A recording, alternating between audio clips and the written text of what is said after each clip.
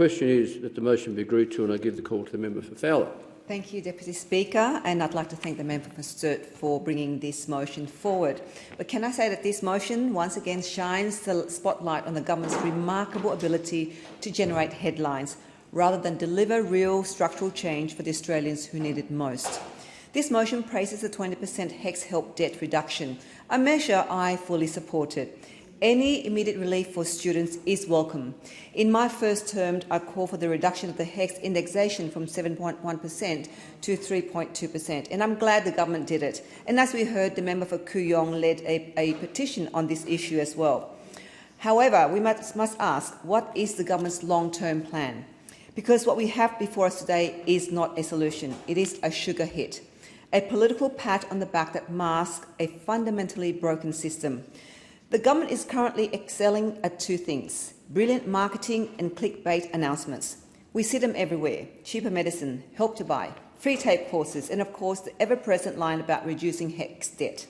These slogans are slick, they are memorable, and they make for fantastic ad campaigns. But for communities like mine in Fowler and across Western Sydney, the reality on the ground could not be more different. Take the issue of student debt. A 20% reduction after years of runaway indexation and skyrocketing fees is simply not good enough. It is a temporary patch on a systematic problem that continues to punish low socioeconomic students, migrant households and working families. In my electorate, young people are not just focused on their degrees, they are focused on survival. They're juggling work, study, debt, often working late-night graveyard shifts just to keep their heads above water. They are exhausted, stressed and doing everything right, yet still falling behind.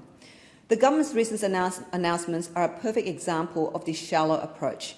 We are seeing the rebranding of a promised university campus into a so-called study hub. Deputy Speaker, renaming a project does nothing to address the real barriers facing young people in Fowler, the crushing financial pressure and the mounting HECS debt. The Albanese government's reckless spending is keeping interest rates high and driving up cost of living. And for those who manage to finish their studies, the government's mass immigration program is making it harder and harder for young Australians to secure a job at the end of their degree. These young Australians do not need hollow slogans. They need access and affordability. They need a genuine opportunity to be part of the new workforce without beginning their careers trapped in decades of debt. This motion and the policy it celebrates is fleeting. It delivers a talking point, not meaningful change. It offers relief today, but guarantees that debts will balloon again next year. We must ask, who exactly is this policy helping and who is being ignored? What did this policy do for those students who worked multiple jobs and scrimped and saved to pay off their student debt? Absolutely nothing. What did this policy do for those young people that didn't go to university? Absolutely nothing. The policy is narrow, political exercise. It fails to address educational inequality at its roots. There is no structural reform to stop debts from ballooning again next year. There is no guarantee of meaningful, ongoing financial support for those already at the bottom. What communities in South West and Western Sydney need is not another round of cheap marketing slogans dressed up as policy. We need a government willing to put forward transformative long-term reform. We need real commitment to expanding fully funded scholarships for low-income students so that a disadvantaged postcode is never a barrier to aspiration. We need to break the cycle of perpetual debt that traps young people for decades. We need policies that genuinely make an impact on the lives and livelihoods of those who need it most. That's why I called on the government to support my bill to reverse the unfair Job Ready Graduates program, or at least reform it.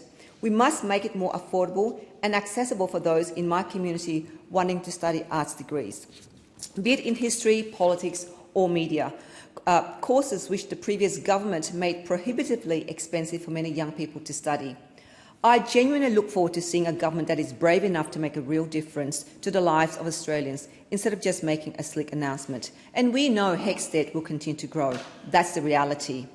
The government must offer credible, genuine, honest solutions, not just more marketing slogans. Thank you, Deputy Speaker.